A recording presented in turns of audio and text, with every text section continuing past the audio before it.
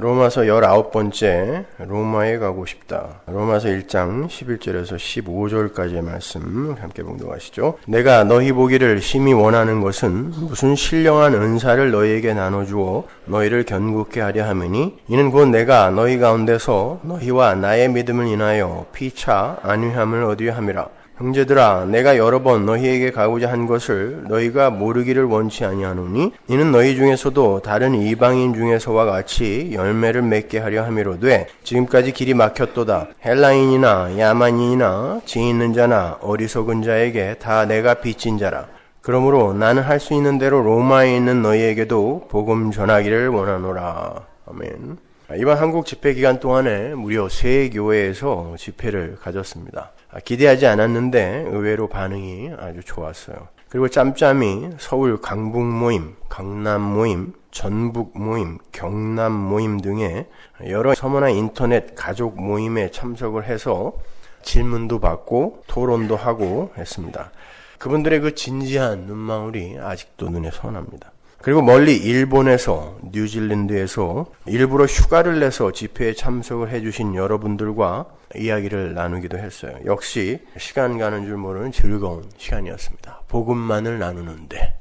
그러는 와중에 제 마음속에서 튀어나와서 마치 화두처럼 떠나지 않았던 그런 단어가 희망과 묵시였어요. 묵시는 곧 완료입니다. 하나님의 일하심. 기실 서문화교회를 시작하면서 우리 개척 멤버들의 마음속을 가득 메웠던 것은 희망이 아니라 절망이었습니다. 특히 담임 목사인 저는 서문화교회가 이렇게 오래 지속될 거라고 기대하지 않았어요. 우리 지영이, 지원이, 하림이, 유정이, 은성이, 영이 여러 개척 멤버들이 아직도 여기 앉아있는데 정말 기대하지 않았어요.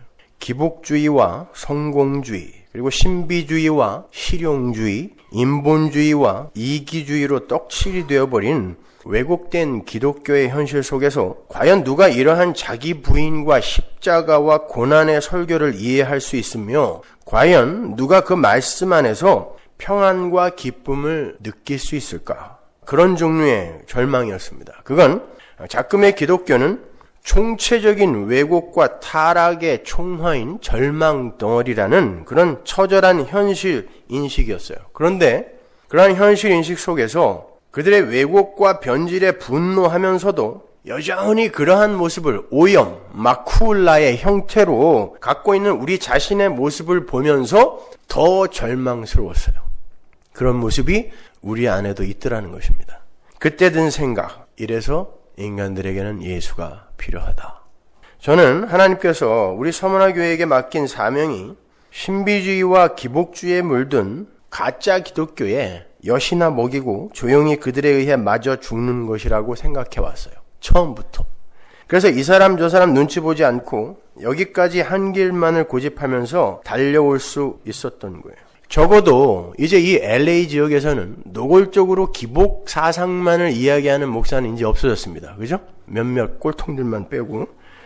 우리는 우리의 결국을 이 세상 속에서 십자가 지고 죽는 것으로 이미 상정하고 있었기 때문에 무서울 것이 없었어요. 어차피 죽는 거니까. 근데 지금 너무 오래 살아있는 겁니다. 놀라운 건 하나님께서 그러한 현실 속에서 당신의 일을 하나하나 성취해 나가고 계셨다라는 거예요. 서문화교회가 이 역사 속에서 십자가 지고 죽겠다고 매일매일 인간들의 죄를 들추어내고 인간들의 가능성을 묵사발내며 인간들의 기특한 행위들까지도 자기 의가 아닌지 시험해보라는 철저한 인간 자존심 박멸과 하나님 은혜 앞에서의 처절한 인간 존재의 무력함을 낱낱이 폭로하고 폭로당하는 가운데 묵시 속에서 이 땅으로 보내진 하나님의 백성들이 하나하나 깨어나서 그 하나님의 은혜 앞으로 돌아오는 놀라운 경험들을 하게 해 주시더라는 거죠. 우리는 그렇게 죽음의 길을 가겠다고 교회 이름까지도 고난의 대명사인 서머나 교회라고 명명하고 하루하루 살아내고 있었는데 주님은 그 죽음의 연기와 불길을 통해서 당신의 백성들을 건져 올리고 계셨다는 것입니다. 그게 바로 왕의 개선 행진에 동원된 제물의 향기라 그랬죠? 우리는 그리스도의 향기다 해서 그 향기가 뭐라 그랬습니까? 왕이 개선 행진을 할 때, 승리의 개선 행진을 할 때 거기서 태우던 향이란 말입니다. 심지어 번영의 신학을 개혁주의의 가면 밑으로 은밀하게 감추고 사람들을 선동하던 고지론의 본산지에까지 가서 십자가와 은혜와 인간들의 처음 자리를 전하게 하시는 그런 유머러스한 하나님의 일하심에 그저 탐복할 뿐이죠. 그러니까 결국 인간은 하나님의 도구요 지팡이일 뿐인 것이고 모든 일의 성취는 하나님께서 홀로 이루어내시는 거예요. 그건 이미 묵시 속에서 완성이 된 것이기 때문에 실패할 수도 중도에 포기될 수도 없는 거죠. 그래서 이번 한국 집회기간 내내 제 마음속에 희망과 묵시, 이 완료라는 단어가 화두처럼 새겨져 있었던 거예요. 하나님께서 하신다는데 네가 뭔데 네 맘대로 절망하고 그래 라는 일갈이 제 귀에 들리는 것 같았어요. 하나님은 하고 계시더라는 것입니다. 오늘 본문 속에서도 그러한 하나님의 열심과 권능 그리고 인간의 한계와 무력함이 여실히 드러나고 있어요. 본문을 보시면 사도 바울이 로마 교회에 가서 신령한 은사를 나누어 주고 싶어서 안달이 났어요. 카리스마. 11절에 내가 너희 보기를 심히 원한다 라는 표현이나 13절에 내가 여러 번 너희에게 가고자 한 것을 너희가 모르기를 원치 않는다 라는 절절한 고건법. 고건법은 부정의 형태로 강렬한 긍정을 강조하는 걸 고건법이라고 하죠. 사도 바울이 아주 잘 쓰는 그런 표현 기법이에요. 그런 것들이 그것을 잘 변증해주고 있는 거예요. 11절에 그 원한다 라는 단어는 에피포데오, 헬라어 에피포데오를 번역한 단어인데 그것은 간절히 기도하다, 염원하다, 대단히 갈망하다 라는 뜻이에요. 사도는 그렇게 로마 교회에 가서 자기가 갖고 있는 신령한 은사를 나누어주고 싶어서 하나님께 간절히 기도를 했다라는 뜻이에요. 그런데 하나님께서 사도의 기도를 안 들어주셨습니다. 신기하죠. 그냥 편지만 보내게 하셨어요. 나중에 로마로 보내시긴 보내시는데 복음을 전하게 하기 위해서 부무도 당당히 로마로 진군하게 하신 게 아니라 죄수가 되어서 쇠사슬에 매어 로마로 끌려가게 하셨습니다. 기도응답 아니잖아요. 그런데 하나님의 일은 완벽하게 모두 성취가 되었단 말입니다. 사도는 로마로 가서 멋들어지게 복음을 전한 게 아니라 그곳에서 죽었습니다. 그런데 사도가 계획하고 추진했던 것과는 비교도 안 되게 로마 전체가 기독교에 넘어와 버렸단 말입니다.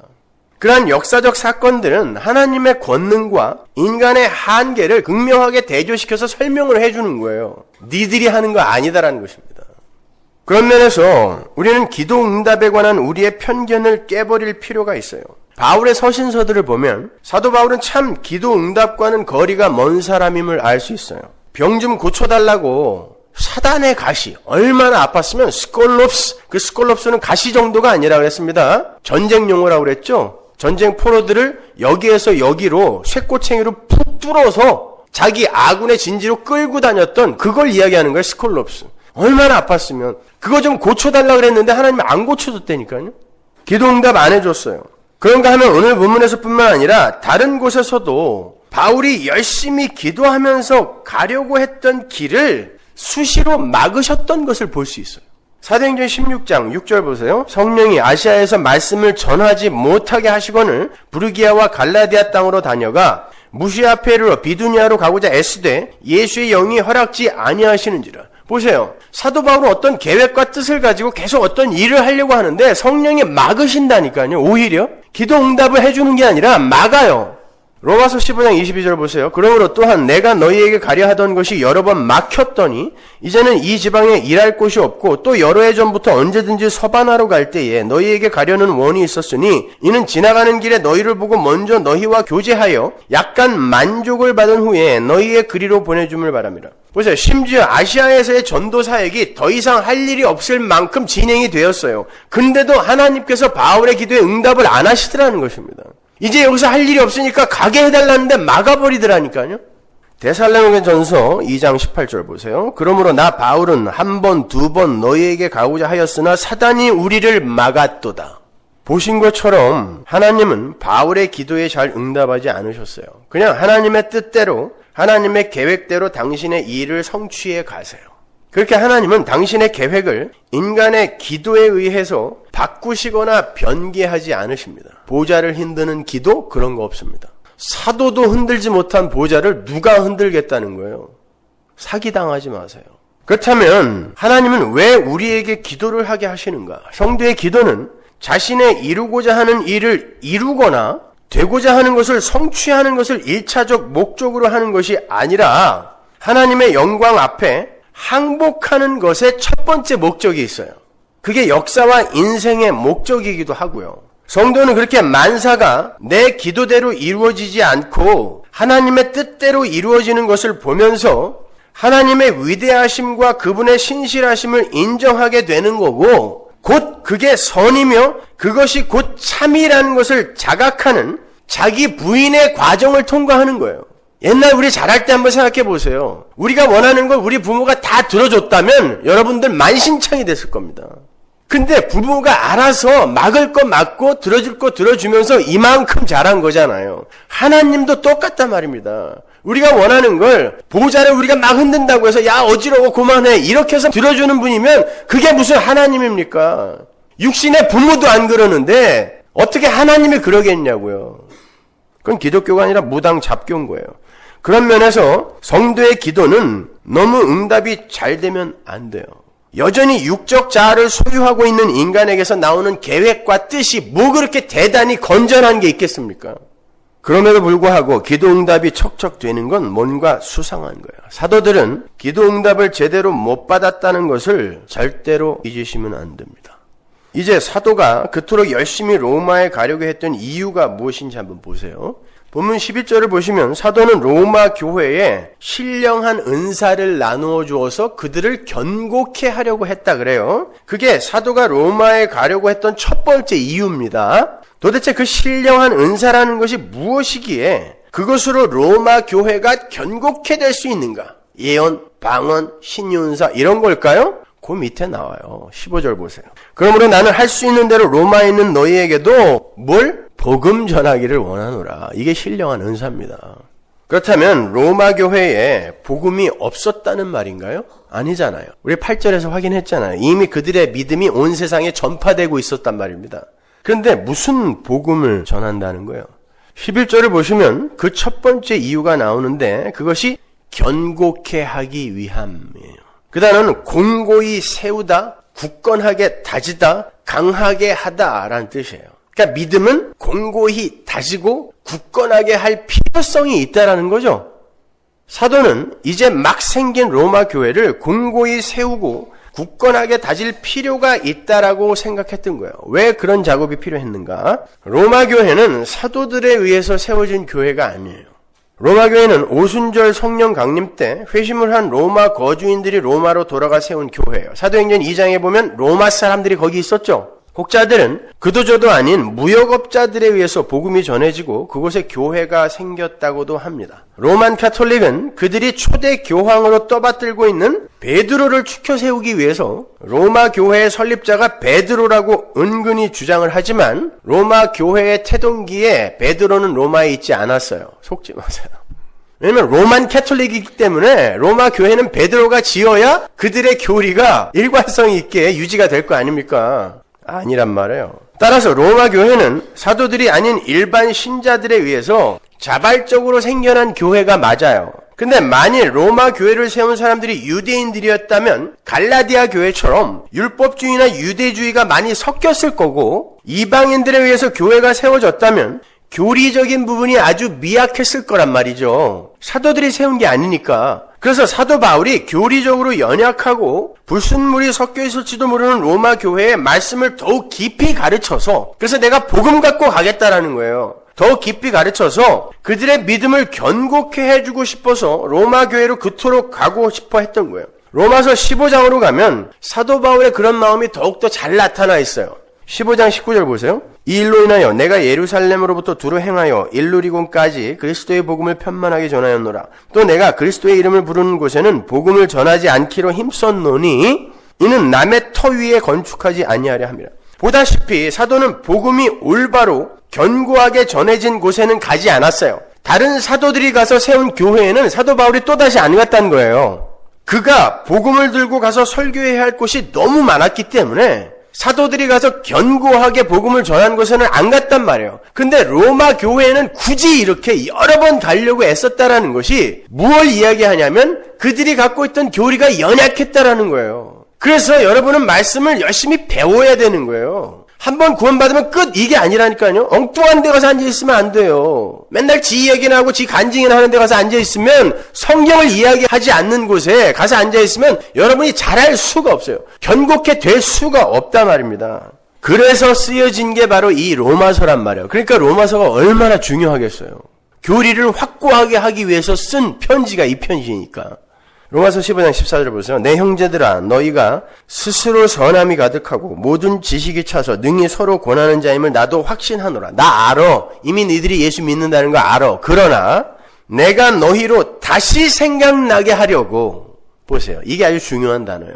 다시 생각나게 하려고 하나님께서 내게 주신 은혜를 인하여 더욱 담대히 대강 너희에게 썼다라는 거예요. 이 로마서를 왜 썼냐면 내가 가고 싶은데 가서 할 얘기가 많은데 못 가게 함으로 내가 너희들에게 할 이야기를 쓴 거야. 근데 어떻게 썼냐면 여기 대강이라고 번역된 이 단어는 메노스, 대충이라는 단어가 아니라 어떤 부분에서란 뜻이에요. 어떤 부분에서는 내가 아주 강렬하게 쓴, 너희들에게 이 복음을 쓴 이유가 뭐냐면 너희들이 갖고 있는 그 복음을 더욱더 견고하게 하고 상기시키기 위해서, 다시 생각나게 하기 위해서 내가 이 편지를 쓴 거야 라고 이야기한단 말이에요. 그러니까 사도가 로마에 가고 싶어 했던 첫 번째 이유가 뭐예요? 그들의 교리를 더욱더 공고하게 말씀으로 다져주기 위해서 가려고 했던 거란 말입니다.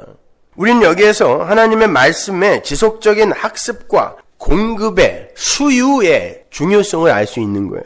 그리고 성도에게는 분명 성숙의 과정이 존재한다는 것도 알 수 있어요. 연약함과 견고함, 분명히 다른 거잖아요. 그렇다고 오해하지 마십시오. 성도의 육적 자아가 변화된다는 말이 아니라, 제가 변화와 성숙이 없다라고 이야기했을 땐 이 육적 자아가 개발된다라는 게 아니란 그런 뜻에서 말씀드린 거예요. 육적 자아가 변화된다는 말이 아니라 성도의 육적 자아가 부인됨으로 말미암아 그 질그릇 같은 성도의 육적 자아 안에 들어와 계신 보배로우신 예수가 더욱더 선명하게 드러나게 되는 성숙 이야기하는 거예요. 그러한 종류의 성숙, 그 성숙의 주체는 성도가 아니라 예수죠. 그래서 우리 안에는 우리 스스로 이루어내는 성숙과 변화가 없다라고 이야기하는 거예요. 주체가 예수이기 때문에. 그러나 분명 가시적이며 실존적인 변화가 존재한다는 거예요. 나무가 쓰면 항상 그 나무는 그늘을 만들듯이 자연스러운 거예요. 바람이 불면 항상 흔적이 남듯이 자연스러운 거.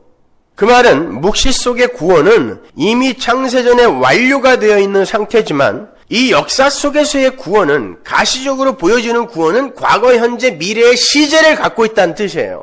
고린도전서 3장 1절 보세요. 형제들아 내가 신령한 자들을 대함과 같이 너희에게 말할 수 없어서, 이 신령한 자들은 푸뉴마티코스예요.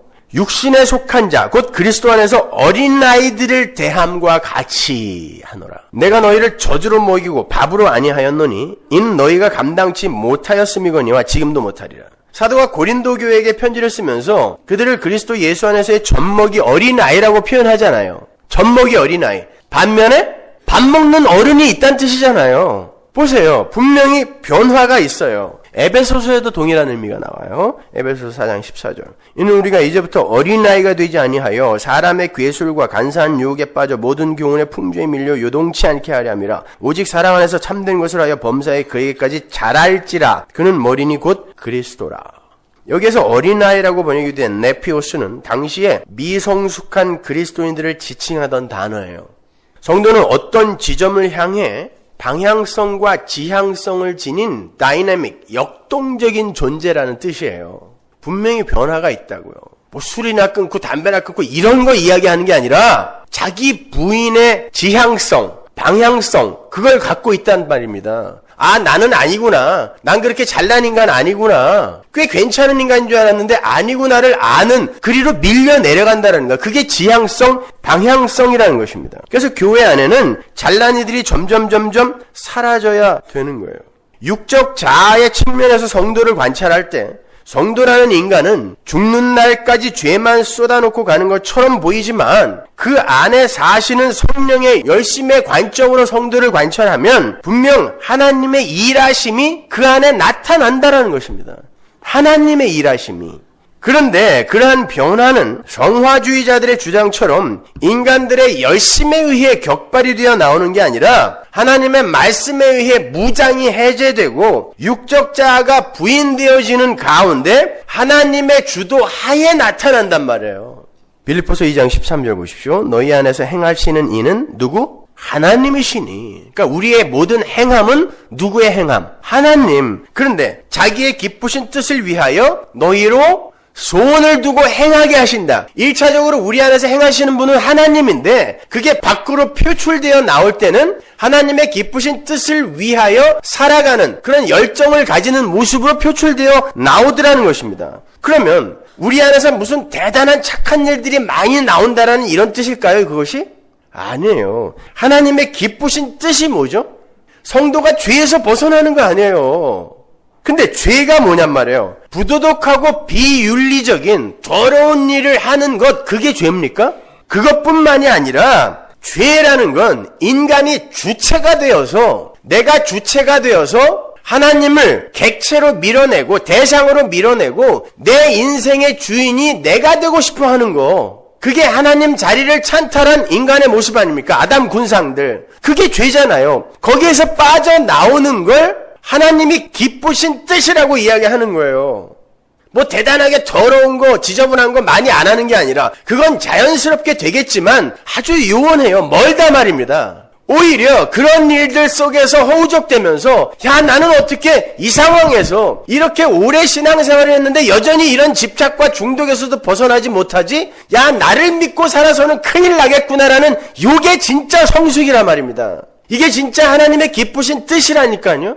근데 그렇게 부인되어지다 보면 진짜 하나님이 기뻐하시는 자로 조금씩 변해가는 거예요. 그걸 지어져 간다라고 하는 거란 말입니다.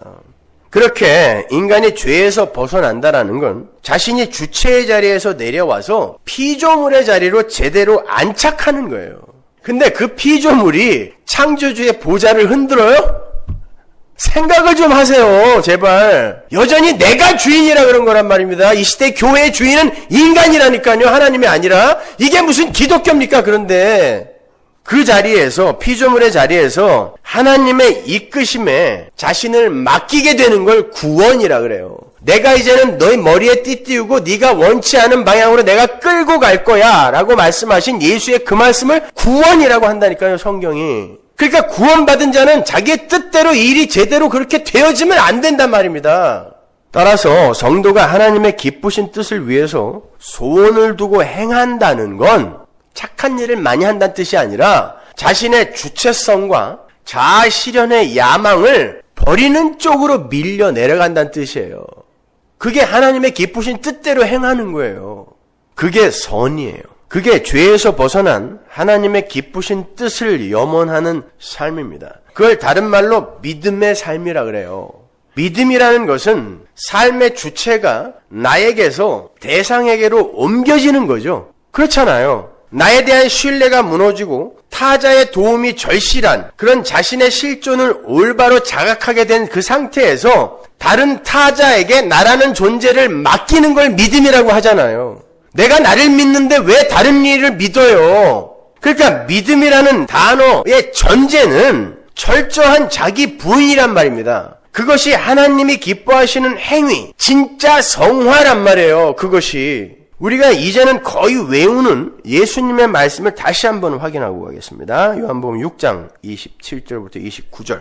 썩는 양식을 위하여 일하지 말고 영생하도록 있는 양식을 위하여 일하라. 이 양식은 인자가 너희에게 주리니 인자는 아버지 하나님의 인치신 자니라. 저희가 묻되 우리가 어떻게 하여야 하나님의 일을 하오리까? 뭐가 하나님의 일인지 보세요. 예수께서 대답하여 가라사대 하나님의 보내신 자를 믿는 게 하나님의 일이니라.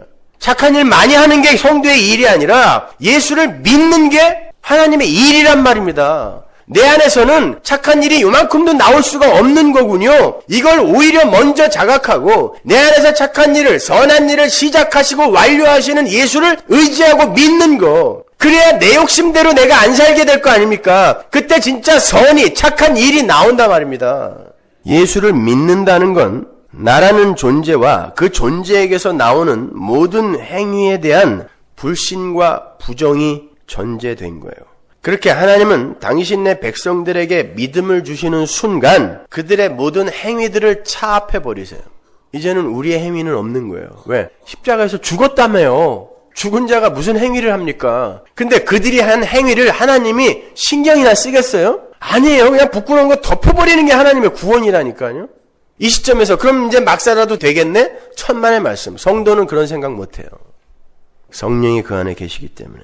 인간 자신들의 행위에 대한 신뢰를 하나하나 하나님은 부수어 가세요. 그 전에는 자신의 선한 행위가 자신의 위상을 높여주고 인간으로서의 자존심을 챙겨주는 것으로 생각했는데, 그래서 착한 일을 하는 사람 많잖아요. 자기의 평판과 인기와 영광을 위해서 착한 일을 하는 사람 얼마나 많아요. 그게 악이라니까요. 그랬는데 하나님의 말씀이, 복음이 지속적으로 떨어지니까 자신의 선한 행위 속에 들어있는 숨은 의도, 그 자기의 챙기기가 너무나 분명하게 보이게 돼요. 그때 성도는 자신에 대한 신뢰를 조금씩 잃어가게 되는 거예요. 아니구나. 이것도 나의 영광을 위해서 내가 했던 거구나. 어떻게 이게 보여지지? 옛날에 이건 자랑스러운 거였는데 왜 오히려 이게 더 부끄러워지냐? 그리고 자기밖에 타자, 그 중에서도 자신이 전적으로 의존할 수 있는 하나님께 자신을 조금씩 맡기게 되는 거예요. 왜? 나에 대한 신뢰가 점점 떨어져 가니까. 그걸 자기 부인이라고 하는 거예요. 그리고 그러한 자기 부인 속에서 예수 그리스도에 대한 믿음이 더욱 견고하게 되는 거예요. 여러분을 개발시켜서 하나님 앞에 가려고 하지 마세요. 예수 믿는 믿음을 갖고 가는 거라니까요. 그게 천국에 들어가는 입장권이에요. 극장 앞에 가서 나 어저께 착한 일 많이 했는데 극장 구경 좀 하게 해주세요. 그러면 검표원이 안 들여보내준다니까요. 표 갖고 와 그런단 말입니다. 천국도 마찬가지예요. 표를 갖고 가야 돼요. 뭐? 예수 믿는 믿음. 그걸 성숙이라 그래요.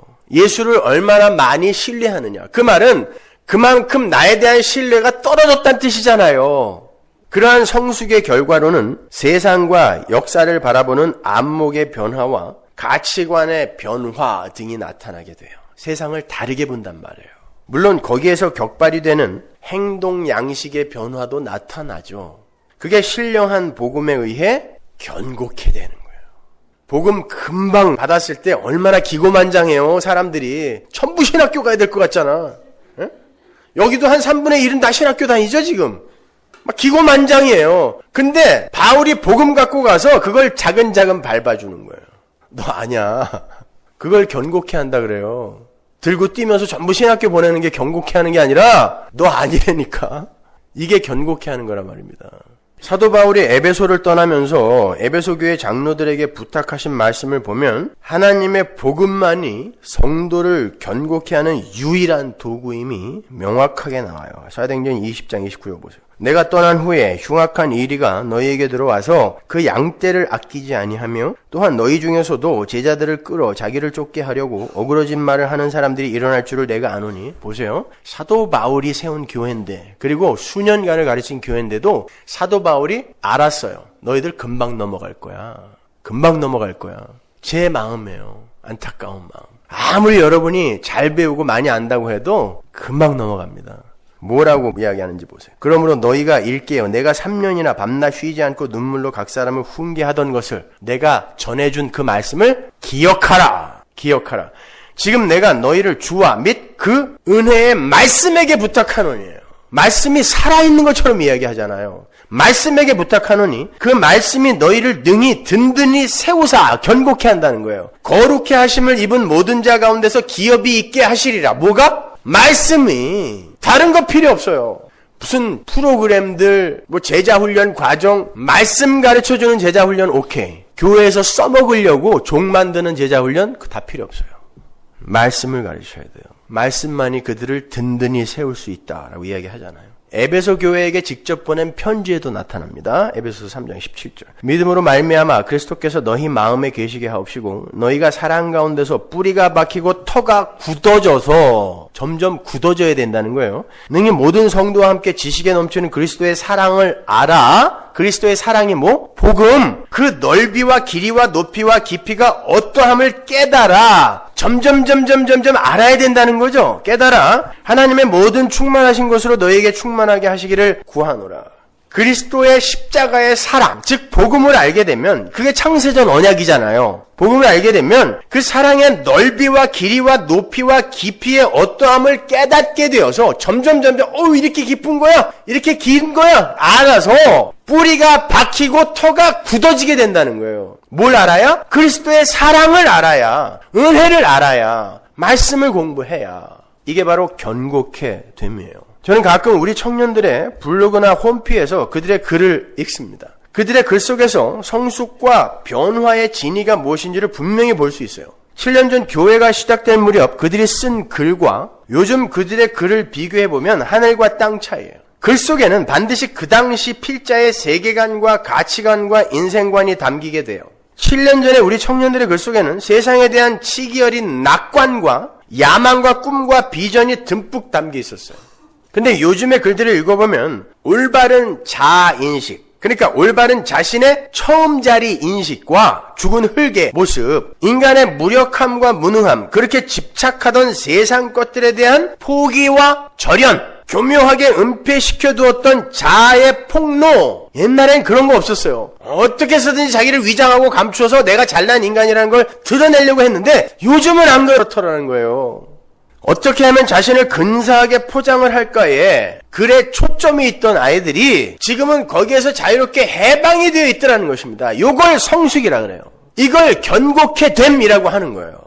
자신이 스스로를 볼 때에는 뭐 별로 변한 것도 없고 여전히 이기적이고 여전히 집착과 중독에 빠져서 허족되고 있는 것처럼 보이지만 분명 그들의 세계관과 가치관과 인생관이 변한 거잖아요. 세계를 바라보는 눈을 세계관이라고 하고 무엇가 가치 있는 것인가를 판단하는 눈을 가치관이라고 하잖아요. 그게 바뀐 걸 성숙이라고 한단 말입니다. 뭐 대단하게 착한 일 많이 하라는 뜻이 아니라 그게 바뀌어가고 있냐고요. 그게 지향성이라는 거예요. 그게 방향성이라, 다이내믹이라는 거예요. 성도의 다이내믹.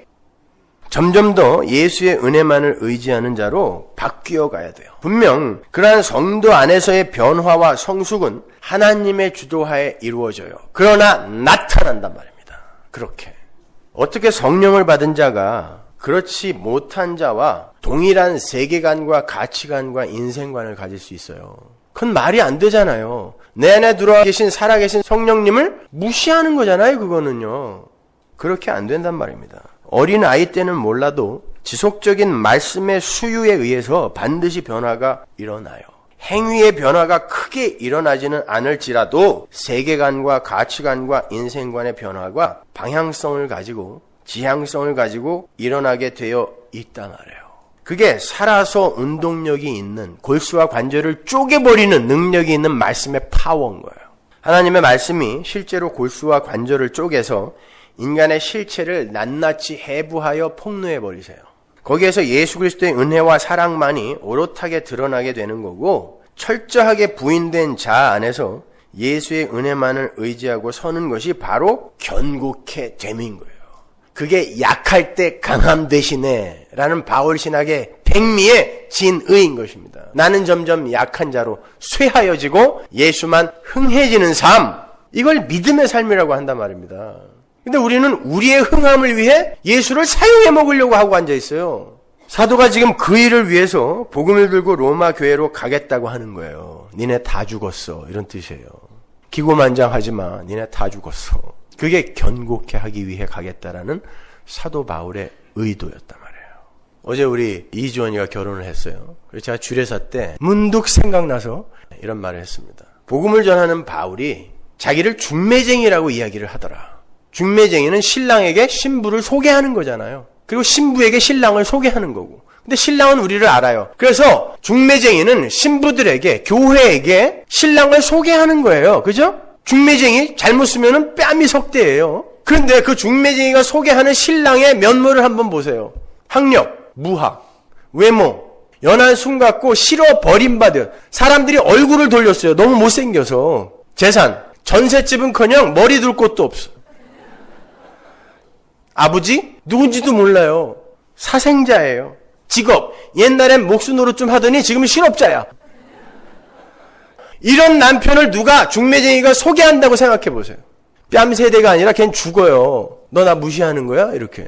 그런데 이 중매쟁이의 중매를 듣고 그 신랑을 그래요, 그래도 괜찮아요 하고 붙을 수 있는 자가 누구겠어요? 나는 그보다도 더 못난 자입니다라는 자각이 있는 자여야 되죠. 내가 바로 음란한 데서 난 자고 내가 바로 창녀이며 내가 바로 죄인 중에 괴수입니다라는 그 자각, 그 고백이 있는 자만 그 신랑 감지덕지예요 하고 덥석 붙들게 되는 거예요. 우리가 그 자리로 밀려 내려가는 거예요. 그걸 믿음이라고 하잖아요. 어떻게 짐승의 밥통에 오신 그 못생기고 그 못 배운 그분을 구세주로 우리가 붙듭니까? 왜 하필 예수님이 그 자리에 왔는지 아세요?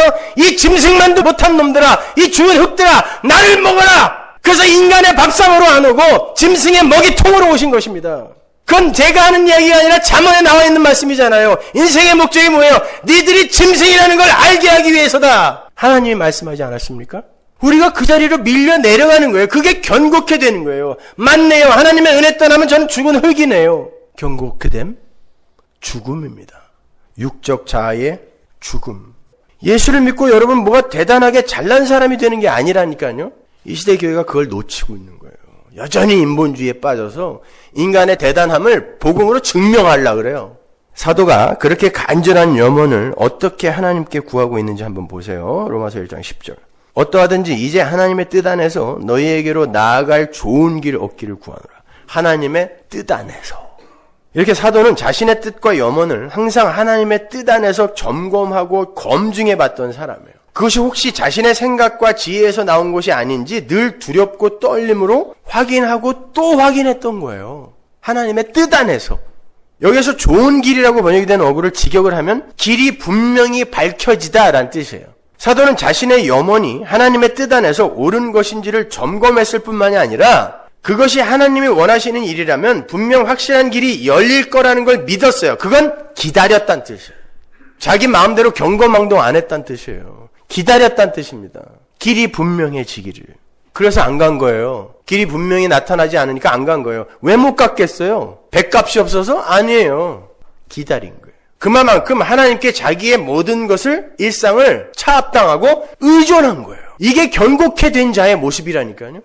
여기에서 또 한 가지 놓쳐서는 안 될 중요한 사안이 있습니다. 여러분이 오늘 본문과 그 밖에 다른 여러 곳에서 보셨다시피 사도가 판단하기에 로마 교회는 반드시 양육되고 견고케 되어야 하는 그리스도 안의 어린아이였어요.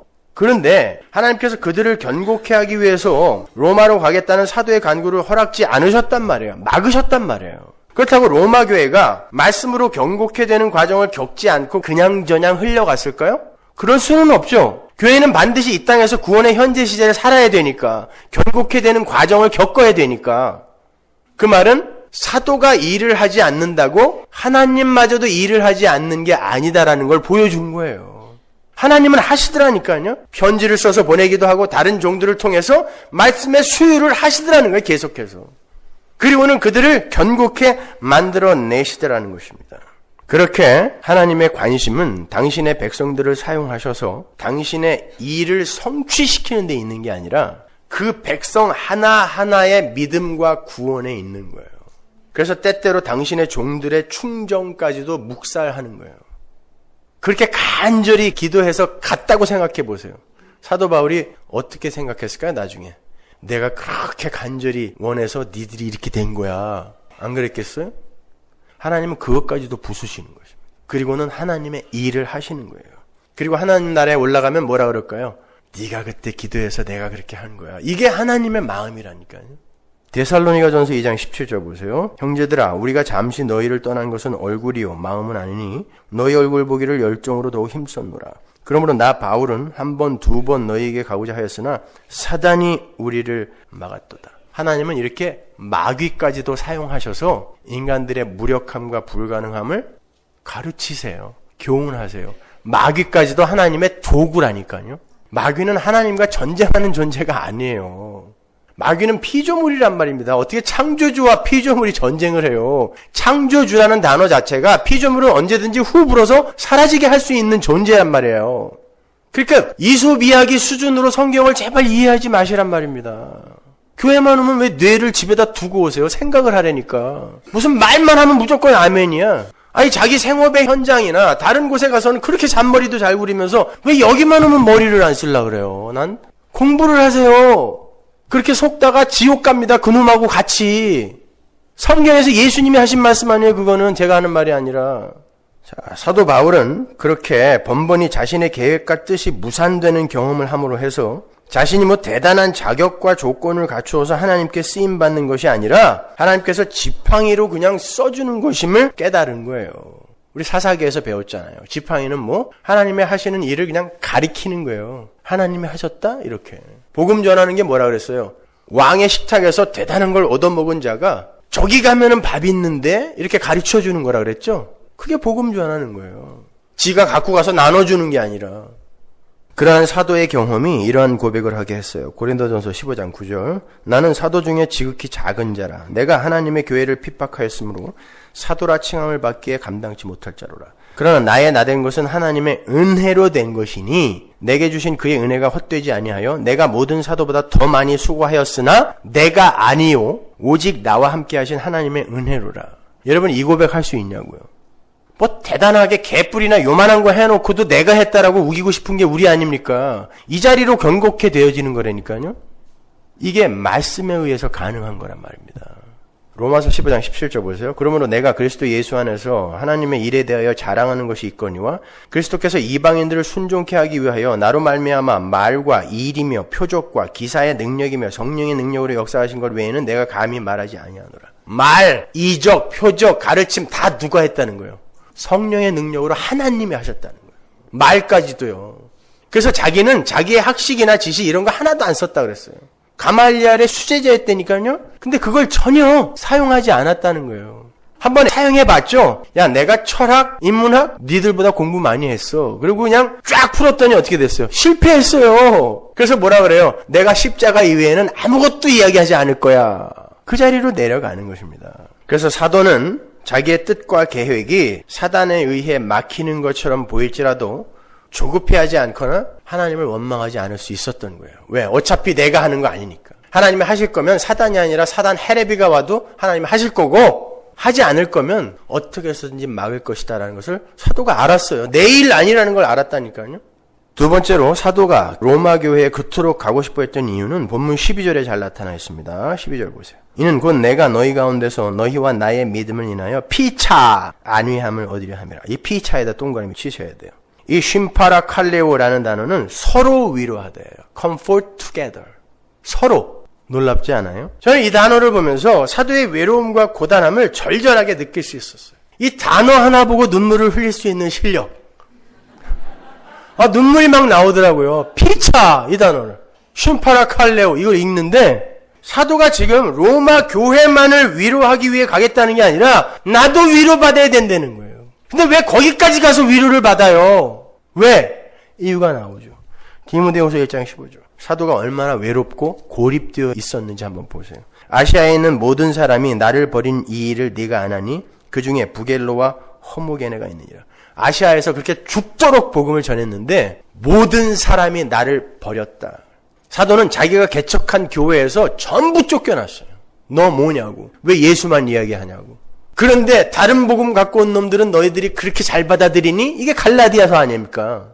얼마나 외로웠겠어요.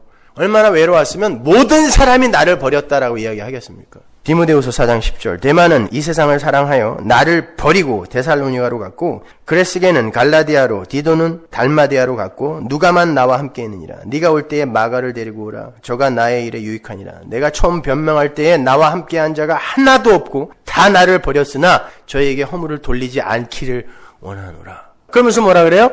잠바 좀 갖다 줘. 그렇게 추웠는데 잠바 하나 갖다 주는 놈이 없는 거예요. 디모데한테 잠바 좀 갖다 줘. 말려내. 아무도 자기 편에 서서 변론을 안 해주더라는 거예요. 다 도망가더라는 거예요. 예수님의 그 삶을 그대로 경험하며 사는 거예요, 이 사람이요. 그런데 저기 알지도 못하는 로마에 교회가 생기고 거기에서 믿음을 가진 이들이 있다라는 것을 알자 가서 만나보고 싶은 거예요, 이 사람이요. 위로받고 싶어서. 위로받고 싶어서. 이 마음을 아세요? 위로받고 싶어서. 만나고 싶어서. 이렇게 복음을 사는 이들은 세상 사람들로부터 고립을 당하게 돼요. 그리고 버림받습니다. 근데 세상과 아무런 충돌이 없죠? 너무 친하잖아요. 세상에 나가면 내가 그리스도인 것을 아무에게도 알리지 말라. 다 이순신이지. 그러니까 세상이 우리를 대하여 충돌할 이유가 없어요. 잘못 사는 겁니다. 세상은 예수를 미워하여 죽여버렸던 것처럼 그 예수가 남기고 간 예수의 형제들을 똑같이 미워해야 옳아요. 아니, 미운 짓거리 해서 미움받는 거 말고 대부분 그런 미움을 받더라고요. 인터넷에 올라오는 거 보면 죄다 그냥 개독교인이라는 말 들어도 싸요. 그런 거 말고 예수 믿는 믿음으로 말미암아 미움받는 미움. 그 미움 받냐고요, 여러분. 그러니까 세상과 너무 편해. 그들이 하는 거 다 쫓아가서 다 해요. 여기 와서만 근사하게 연극하는 거죠. 울기도 해. 그러니 얼마나 하나님의 하늘에서 보시기에 한탄스럽겠습니까? 오늘날 교회가. 그건 예수님의 예언이었잖아요. 너희들 분명히 세상이 너희 미워할 거라고. 그러나 그들이 너희를 미워하는 게 아니라 나를 먼저 미워하여 버렸으므로 너희들도 똑같은 취급받는 거야 라고 얘기했잖아요. 예수님이. 그렇게 외롭고 고달픈 신앙의 여정 속에서 나와 한 길을 가고 있는 참 신앙인들을 만난다는 것보다 더 큰 위로는 없어요. 이번 한국 집회 동안에 일본에서 일부러 휴가를 내서 오신 임모모 장로님이 계셨거든요. 박모모 장로님과 그분들의 그 신변 안전을 위해 실명은 밝히지 않겠습니다. 당시 경기고등학교와 서울법대를 졸업하신 분들. 그 당시에 최고예요. 말씀 안에서 얼마나 겸손하고 어린아이처럼 되셨는지 말이죠. 딴 건 다 그냥 네 맘대로 하세요예요. 다 장로님들이신데도. 근데 이 말씀이 잘못 전해지는 것에 대해서는 분노하고 참지 못하는 분들. 그분들과 이야기를 나누는데 밥도 같이 먹었어요. 얼마나 행복하던지 이런 어르신들이 말씀을 전하는 자라고 그냥 제 앞에서 어린아이처럼 말씀은 사람을 그렇게 변화시키는 거예요. 여러분 일본에서 휴가를 내서 한국에 와서 숙소를 정하고 거기서 집회에 다 참석하고 가는 그 일이 쉬울 것 같으세요? 사도 바울이 그런 마음이었다고요. 나 가고 싶어. 너희 보고 싶어. 왜? 내 주변에 나를 위로해 줄 사람이 하나도 없어. 너희들이라도 봐야 되겠어라는 그거. 성도의 교제만이 성도를 위로해 줄 수 있더라는 것입니다. 그래서 바울이 가고 싶었던 거예요. 당시 로마 교회는 말할 수 없는 핍박 속에 던져져 있었다고 그랬죠. 사도도 역시 마찬가지였어요. 사도는 그토록 힘겹게 십자가의 길을 가고 있는 자신의 현실을 로마 교회와 나누면서 그들만이 그 힘겨운 고난의 길을 가고 있는 것이 아님을 가르쳐주고 싶었던 거예요. 그게 위로예요. 나도 이렇게 가고 있어. 근데 우리가 교회 안에서 그러냐고요, 진짜. 전부 여기 오면 아무 문제 없는 것 같아. 나는 그냥 예수 잘 믿어서 모든 일이 만사형통인 것처럼 보이고 싶죠. 그러니까 전부 여기 오면 연극하는 거예요. 난 괜찮아. 우리 부부 괜찮아. 아닌 거 알아요. 쇼하지 마세요. 보세요. 고린도서 1장 6절. 우리가 환난 받는 것도 너희의 위로와 구원을 위함이요. 그대로 드러냈단 말입니다. 혹 위로받는 것도 너희의 위로를 위함이니 이 위로가 너희 속에 역사하여 우리가 받는 것 같은 고난을 너희도 견디게 하느니라. 너희를 위한 우리의 소망의 견고함은 너희가 고난에 참여하는 자가 된 것 같이 위로해도 그러할 줄을 알미라. 하나님의 철장에 의해서 철저하게 자기 부인 작업을 당하고 있는 성도의 고난이 서로에게 위로가 되더라는 것입니다. 그렇게 가는 건 맞구나, 이렇게. 그래서 교회가 모이기를 힘쓰는 거예요. 한 길을 가는 동지들을 만나면 눈물이 터지기도 하는 거예요. 있구나. 이번 한국 집회에서만은 우리 성원한 인터넷 식구들이 휴가를 내서 집회 장소에 찾아와서 아예 숙소를 잡고 전체 집회에 다 참석을 하신 후에 마지막 날 제 손을 잡고 악수를 하고 나가시면서 전부 눈물을 쏟으셨는데 그 외로움과 그 고난이 제 이 살과 뼈에 그대로 전달되어져 왔어요. 목사님 인제 가면 언제 또 보냐고. 얼마나 외로웠으면. 거기에서 제가 사도 바울의 마음을 읽을 수 있었어요. 그분들은 여러분보다 설교를 20번, 30번씩 들으시는 분이에요. 제가 무슨 설교를 하면 뒤에 무슨 말이 나올지 다 외우는 분들인데 그걸 듣겠다고 휴가를 내서 오더라니까요. 위로받겠다고요. 각자의 자리에서 나만 남았다고 생각하는데 저기 저렇게 우리와 같은 길을 가는 이가 있다라는 걸 확인하고 위로받고 싶어서 오는 것입니다. 저도 그들의 모습을 보면서 큰 위로를 받았어요. 그런 안타까움이 있어야 된다니까요. 근데 왜 저만 없으면 교회 안 오는 거예요? 내가 이걸로 봤어요. 실황 중계를. 한국에서. 목사 만나러 옵니까, 여러분? 예수 만나러 오셔야죠. 얼마나 외롭고 힘들었으면 뉴질랜드에서, 일본에서, 익산에서, 통영에서, 무안에서 휴가를 내서 올라오겠습니까? 얼마나 외롭고 힘들었으면. 나만 남아서 이렇게 외로운 길을 가고 있는 줄 알았는데 여기도 있고 저기도 있고 거기도 있구나. 수천 명이 모여서 앉아있는데 서로 얼굴을 보면서 그렇게 좋아할 수가 없어요. 있구나. 저 설교를 듣는 사람들이 이렇게 있구나. 다 튀어나갈 줄 알았는데 아니 앉아있구나. 복 받아라 복 받아라. 헌신하고 봉사하면 복 준다. 상 준다. 있다고 설교가 아니라 당신들은 죄인이니까 회개하라. 당신들이 하는 모든 일은 다 죄다. 그러니까 예수만 의지해라. 그 소리를 듣고 앉아있는 이들이 있구나. 그게 위로 아닙니까? 사도도 그렇게 위로가 필요한 사람이었어요. 하물며 여러분은 어떻겠어요? 그래서 오늘 설교 제목을 제가 로마에 가고 싶다라고 정한 거예요. 여러분 모두가 로마에 가고 싶어야 돼요. 위로받으러. 그리고 내가 가진 것으로 그들을 견고케 해주기 위해 가고 싶어야 돼요. 만나고 싶어야 돼요. 그게 사도의 심정이었단 말입니다. 보고 싶어야 돼요. 교제하고 싶어야 돼요. 그리고 그들의 삶을 통해 내가 위로받을 수 있어야 돼요. 그래야 교회예요. 내가 하는 지식 갖고 자꾸 지 자랑만 하니까 재수 없어서 안 오는 거 아니에요. 알면 뭐 이렇게 많이 한다고. 왜 앉기만 하면 남 가르치려고 그래요. 재수 없게. 그건 저만 하는 거예요. 아니 낮아져야지. 어떻게 말씀을 갖고도 자기의 파워를 자랑하려고 그러냐고. 그러니까 안 보고 싶은 거야. 여러분, 사도도 이렇게 위로가 필요했습니다. 이 대사도도. 죽음도 두렵지 않았던 이 대사도도 위로가 필요했어요. 근데 신앙생활에 집중하지 않으니까 그따위 위로? 야, 텔레비에서도 그런 위로는 얻을 수 있어. 무슨 TV가 우리를 위로해 줍니까? 우리의 공허가 TV로 정말 메워져요? 현빈이 브라운관에서 튀어나옵니까? 하지원이 거기서 나오더냐고요. 우리 집사람이 본 거예요. 제가 본 거 아니에요. 옆에서 얼핏 봤어요. 튀어나와요? 그거 위로 안 돼요. 스위치 끄는 순간 공허해요. 주변 사람들이 여러분을 위로해 줍니까? 친구들, 고등학교 동창들, 천만의 말씀, 술자리 끝나고 소주잔 놓는 즉시 외로워지는 거예요. 그건 마귀에게 속는 거예요. 여러분의 취미생활, 천만의 말씀. 아무리 집에 가서 눕기만 하면 당구알이 굴러다니고 골프장에 그린이 펼쳐져도 여러분은 공허감에서 벗어날 수 없어요. 말씀만이 여러분을 견고케 하고 성도의 교제만이 여러분을 위로할 수 있어요. 그런데 인간들은 자기들 스스로의 인식을, 자인식을 조작하면서까지 복음을 거부해요. 스스로 속고 있는 거예요. 예수만 의지하면 된다는데, 예수님의 공로만 의지하면 된다는데, 하나님께 항복만 하면 된다는데 그게 싫은 거예요. 그게 싫은 거예요. 그 심플하고 쉬운 게 그게 싫은 거예요. 내가 선악 갖다 먹고 하나님처럼 된 아담이다.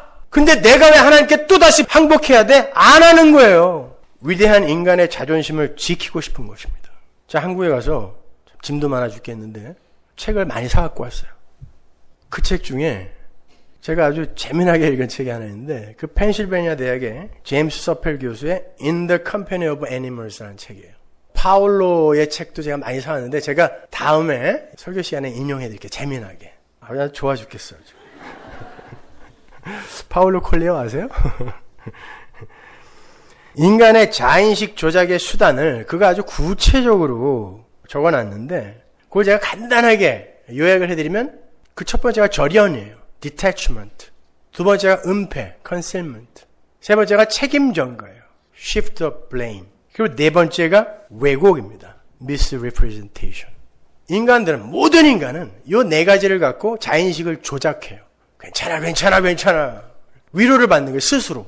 최근에 한국에서 발생했던 구제역 생매장 사건을 예로 들어서 제가 설명해 드릴게요. 지난 석 달간 한국의 소와 돼지들 수백만 마리가, 상상해 가세요. 수백만 마리가 감염이 되어서도 아니고 감염의 가능성이 있다라는 이유로 생매장 당했습니다. 이제 큰일 났어요. 날 풀리고요. 그거 썩기 시작하면은 이제는 치료제도 없는 바이러스가 이제 창궐할 거예요. 벌써부터 썩은 돼지가 땅에서 퐁퐁 대포처럼 올라온다 그러죠? 두고 보세요. 이게 인간들이 은폐거든요. 뭔가 잘못된 게 있으면 자꾸 숨겨버리는 거예요. 여러분, 가재도 고통을 느낍니다. 이건 과학이에요. 가재도 고통을 느껴요. 요만한 가재도. 소와 돼지는 당연히 고통을 느껴요. 근데 어저께 저 돼지고기 먹었어요. 수백만 마리가 생매장되어서 그 어마어마한 고통, 소 끌려갈 때 보셨어요? 눈물 뚝뚝 흘리는 거? 그런데 안 죽겠다고 꽥꽥거리고 음매거리면서 그렇게 발버둥 치는 것들을 묻어버렸단 말이에요, 인간들이. 근데 우리는 여전히 소고기, 돼지고기를 먹어요. 오늘 메뉴에 혹시 고기 없나? 이거 걱정하는 사람이 있다니까요, 여기서. 왜 그럴까요? 어떻게 그럴 수가 있죠? 그게 나쁘다는 게 아니에요. 드세요. 맛있게 드세요.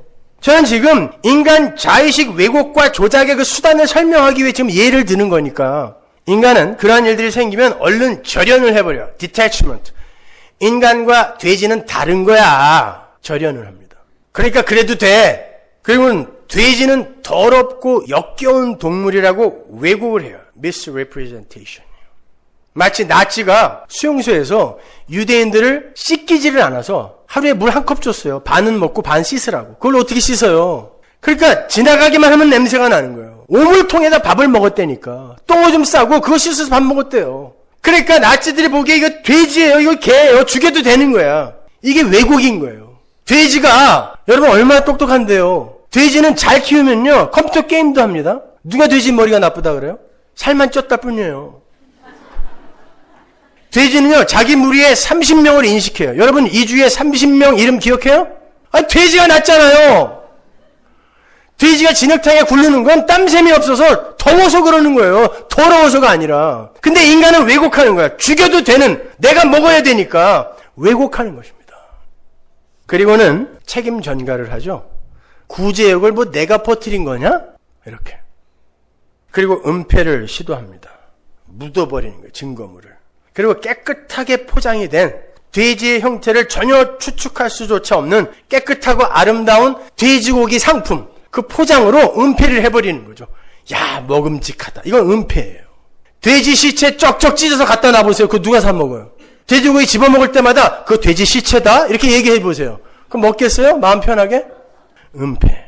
모든 인간이 그렇다니까요. 근데 이게 인간과 돼지와의 관계에서만 일어나는 왜곡이요 조작이면 괜찮은데 인간과 인간 사이에서도 동일한 자인식의 조작과 왜곡이 벌어진다는 게 문제예요. 지금은 사회법이나 도덕과 윤리 등의 하나님의 일반 은총이 인간들을 붙들고 있어서 대량 학살은 자주 일어나고 있지는 않지만 하나님께서 우주와 역사를 붙들고 계신 일반 은총을 확 빼버리시는 날 인류는 서로 대량 학살을 하여 땅에 생매장하는 일을 서슴지 않을 거예요. 실제로 그렇게 한 사람들이 있었잖아요. 사람들 마음속에는 이미 일어나고 있어요.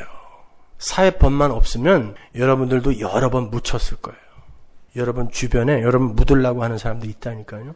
지금 이 시간에도 리비아에서는 수천 명이 학살을 당하고 있어요. 관심도 없죠? 이 자인식 왜곡이 일어나고 있는 것입니다. 9/11의 현장에서 누군가의 아내이며 남편이며 자식인 이들이 수만 명이 죽었습니다. 아무런 감동이 없어요. 쓰나미의 현장에서 수십만이 죽었어요. 지진의 현장에서 수십만이 죽습니다. 괜찮아. 그게 내가 한 거야? 책임 전가, 은폐, 조작해버리는 것입니다. 그 속에서 여러분이 위로를 얻겠다고요? 그 세상 속에서 그들이 만든 문명 속에서 그들이 만든 역사 속에서 천만의 말씀. 인간들은 심지어 자기들의 그 더러움과 추악함을 은폐시키기 위해서 착한 일도 서슴지 않아요. 여러분, 세계에서 동물을 가장 사랑한 포괄적인 동물 보호법을 제정하여 반려동물뿐만이 아니라 가축까지도 제일 사랑한 정부가 어떤 정부인 줄 아세요? 나치예요. 히틀러. 히틀러가 동물 보호법을 제정했어요. 가축들을 잔인하게 못 죽이게 했어요. 개 잡으려고 매달아서 두들겨 패는 거 강제 수용소 가요. 고기 먹어라. 근데 잔인하게 죽이지 말아라. 바닷가에 제한된 시간을 줬어요. 그 안에 죽이라는 거야. 고통 없이. 물고기를 죽일 때는 반드시 마취제를 놔야 됐어요. 나치가 한 일이에요. 꽁치 한 마리 구워 먹으려면 마취제 놓고 죽여서 요리해 먹어야 돼. 괴링이라고 아시죠? 그 사람이 한 연설문을 제가 인용해 왔는데 동물은 유기체적 의미에서 생명체일 뿐 아니라 각자의 삶을 살고 지각 능력을 부여받은 존재들이며 고통과 즐거움을 느끼고 충성심을 지닌 애정의 대상이다. 따라서 동물을 여전히 소유물로 취급해도 된다고 생각하는 자들은 강제 수용소로 보내버리겠다. 박애주의자 나신 거죠. 요 사람이 요 연설을 한 날 수천 명의 유대인을 가스실에서 죽였습니다. 이걸 인간이라 그래요. 여러분은 여러분 스스로에게 속고 있는 거예요. 그 실체를 까발려서 폭로시켜버리는 게 하나님의 말씀입니다. 성령이 오시면 죄에 대하여, 의에 대하여, 심판에 대하여 책망한다 그랬죠. 왜 책망을 해요? 잘못 알고 있으니까 그걸 밝히 알려주신단 말이에요. 성령 받은 자들에게는. 그때 성도는 자신에 대한 신뢰를 조금씩 잃어가게 되는 거예요. 내가 내놓은 최고의 선도 filthy rag, 똥걸레라면 내가 내놓은 다른 일은 이거는 하나님 앞에서 전혀 카운트 될 수 없는 거구나라고 자기 자신에 대한 신뢰를 잃게 된다니까요. 그래서 아파야 돼요. 늘 소금이 뿌려져서 생채기가 나야 된단 말입니다. 근데 뭐 도덕적으로 윤리적으로 잘 삽시다. 사회를 개혁합시다. 이걸 건강한 교회라고 착각하는 거예요. 아닙니다. 우리는 우리가 어떤 존재인지 폭로당하는 거예요. 내 안에 예수 안 들어왔으면 어떡할 뻔했는가? 그거 배우고 가는 거예요. 자신의 불가능함을 발견해내는 것입니다. 그래서 예수만 믿는 자로 가는 거예요. 예수님 안 오셨으면 큰일 날 뻔했어요. 나 놓지 마세요. 그분만 꼭 붙드는 거. 이걸 하나님 절대 의존자라고 하는 것입니다. 그게 예수 믿는 거예요, 여러분. 왜 사도 바울이 로마에 가고 싶다. 나 로마에 가고 싶어. 왜 그렇게 절절하게 이야기했는지 아시겠죠? 내가 가진 것으로 견고케 하고 서로 위로받기 위해서. 여러분은 오늘 이 문을 나서는 순간 귀에 이명현상처럼 이 소리가 들려야 돼요. 나 로마 가고 싶어. 나 교회 가고 싶어. 내 천국 가족들 만나고 싶어. 나 말씀 듣고 싶어. 왜 세계에 퍼져 있는 다른 이들은 그게 되는데 여기 있는 이들이 왜 안 되냐고요. 될 겁니다. 그 자리로 가자는 말이에요. 기도하겠습니다. 하나님 은혜를 감사합니다.